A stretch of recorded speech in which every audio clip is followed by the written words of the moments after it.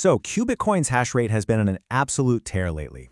But after that massive, explosive growth, we saw a pretty dramatic dip. And that, understandably, got a lot of people asking questions. Is this a sign of trouble, or is there something else going on under the hood? Well, let's dive into the data and figure it out.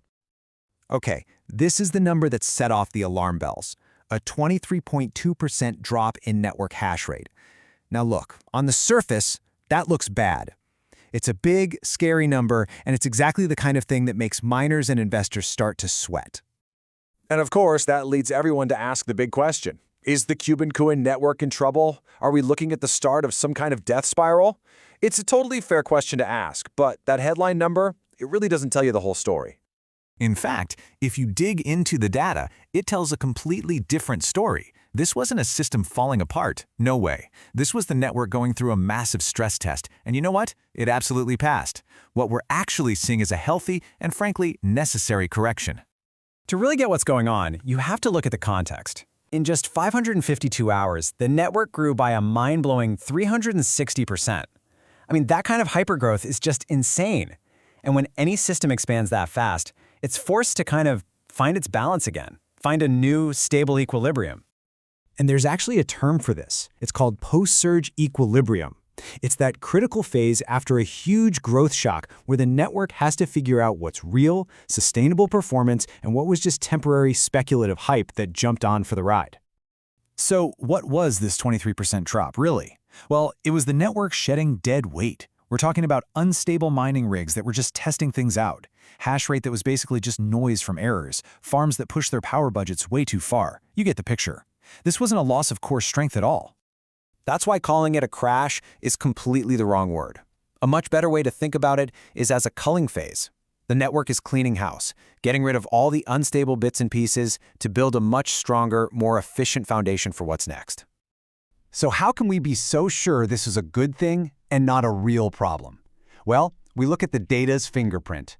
Because the numbers underneath that big, scary headline number, they tell a story of incredible stability, not panic. And here's Exhibit A, the difficulty adjustment. Now think of difficulty as how hard the network makes miners work. When miners flee in a panic, difficulty has to drop a lot to keep the system going. In a real collapse, you'd expect to see it plummet by 15, maybe even 30%. Qubitcoin's difficulty? It barely moved. It adjusted by just 2.8%. That tells you the serious miners weren't going anywhere. And all the other vital signs were rock solid too. Block times, which is basically the heartbeat of the network, stayed fast and healthy, around 9.6 minutes. If there was a real problem, that would have slowed to a crawl. Other key metrics like luck and effort all pointed to a system that was humming along just fine. This is the fingerprint of a healthy network, not one that's breaking down. But this chart is the real smoking gun. While the total network hash rate dropped by that 23%, the hash rate from the committed core mining pool actually went up by 1.3%. Now, hang on, how is that even possible? It's possible because the network wasn't losing its actual productive power. It was just shedding all that inefficient, unproductive hash. The serious miners were actually getting better, optimizing their connections and submitting more good work even while all the temporary folks were dropping off. And this just drives the point home perfectly. The number of actual mining workers only dipped by less than 2%. But the efficiency of each of those remaining workers, it shot up by an incredible 170%. That's not a crash. That is hardcore optimization. So when you zoom out, you realize what Qubitcoin is going through isn't some strange, unique crisis. It's actually a classic growth pattern.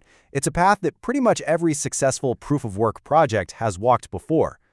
Yeah, successful networks almost always follow this cycle. First, you get the massive surge. Then, the network has to digest all that new growth. That leads to the culling phase, which is what we just saw. After that comes consolidation, a stable plateau, and then you're set up perfectly for Surge 2.0. And Qubitcoin is right on schedule, moving from culling into consolidation. And look at the company it's in. We're talking giants like Ethereum, Monero, Kaspa. They all went through this exact same cycle. The surge, the digest, the consolidation.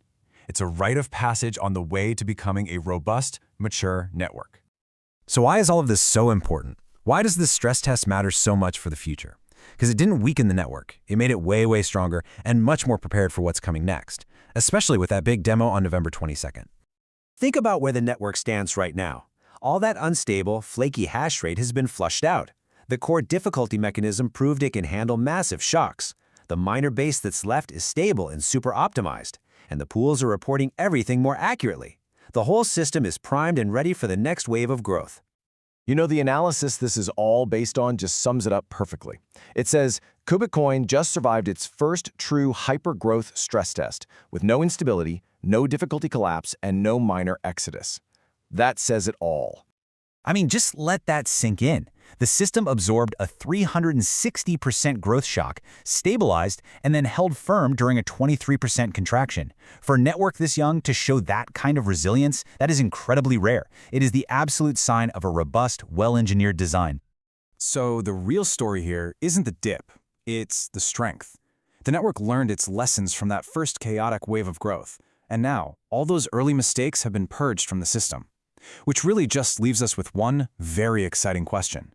Now that it's stronger and smarter, just how high will the next wave go?